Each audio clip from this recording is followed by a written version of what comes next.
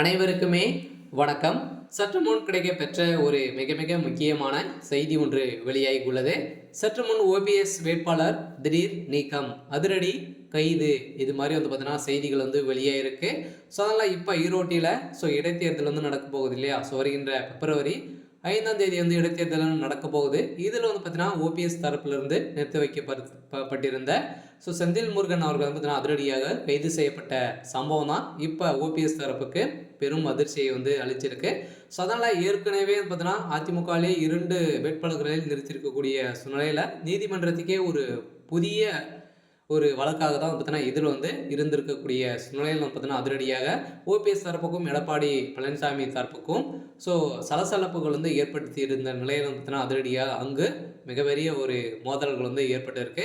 So இதன் அடிப்படையில் OPS வேட்பாளர் பார்த்தீங்கன்னா திடீர்னு ஏற்கனவே ஒரு மிகப்பெரிய ஊழல் செஞ்சிருக்காரு அப்படின்ற மாதிரி இப்போ வழக்கு துணிந்திருக்கக்கூடிய நிலையில் அதிரடியாக இப்போ கைது செய்யப்பட்டிருக்காரு. ஸோ அதனால் பார்த்தீங்கன்னா அவருடைய வீட்டில் திடீர்னு ரைடுகள் நடந்திருக்கு.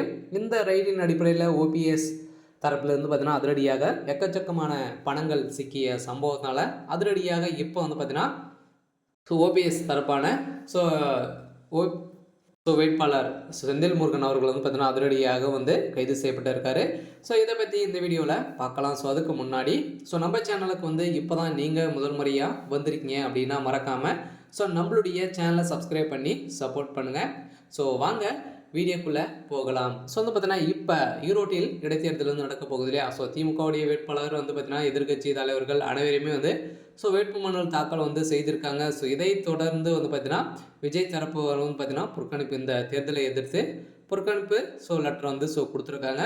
ஸோ இருந்தாலும் அதிமுக தரப்பு அனைவருமே பார்த்தீங்கன்னா அனைத்து கட்சிகளும் போட்டியிட போகிறதாகவும் அனைவருமே வேட்புமனு தாக்கல் செய்துட்டாங்க இல்லையா? ஸோ இதை தொடர்ந்து பார்த்தீங்கன்னா இபிஎஸ் தரப்புக்கு தான் ஒரு மிகப்பெரிய இடியாக விழுந்திருக்கு. என்ன அப்படின்னா அதிமுக தரப்புலேருந்தே பார்த்தீங்கன்னா ஓபிஎஸ் தரப்பும் இபிஎஸ் தரப்புக்குமே பார்த்தீங்கன்னா 2 வேட்பாளர்களை நிறுத்தி வைத்திருக்கக்கூடிய நிலையில் தான் நீதிமன்றமும் தேர்தல் ஆணையமே பார்த்தீங்கன்னா ஒரு மிகப்பெரிய சவாலாக இருந்திருக்கக்கூடிய நிலையில் இதில் ஏதாச்சும் ஒன்று மாற்றது அப்படின்னா இரு தரப்புக்குமே அடிதடி மோதல்கள் ஏற்படும் என்பதை ஒரு நோக்கத்தோடு பார்த்தீங்கன்னா அங்கு போலீஸ் குவிக்கப்பட்டிருக்கக்கூடிய சூழ்நிலையில் திடீர்னு பார்த்தீங்கன்னா அங்கு நடந்த இந்த அடிப்படையில் ஈரோட்டில் ஓபிஎஸ் வேட்பாளருடைய சம்மந்தப்பட்ட அனைத்து டீட்டெயில்களும் சம்மந்தப்பட்ட எடுக்கப்பட்டிருந்த நிலையில் அவருடைய வீட்டில் நடந்த ரைடால் அதிரடியாக அவர் கைது செய்யப்பட்டிருக்காரு.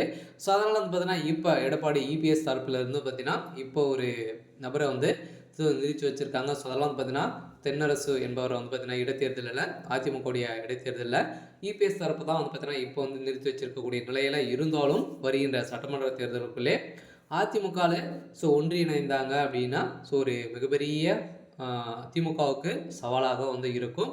இருந்தாலும் என்ன நடக்க போகுது அப்படின்றத வெயிட் பண்ணி பார்க்கலாம். இது மாதிரி செய்திகளை தெரிஞ்சுக்கணும் அப்படின்னா மறக்காமல் நம்மளுடைய சேனலை சப்ஸ்கிரைப் பண்ணிக்கோங்க. தேங்க்யூ.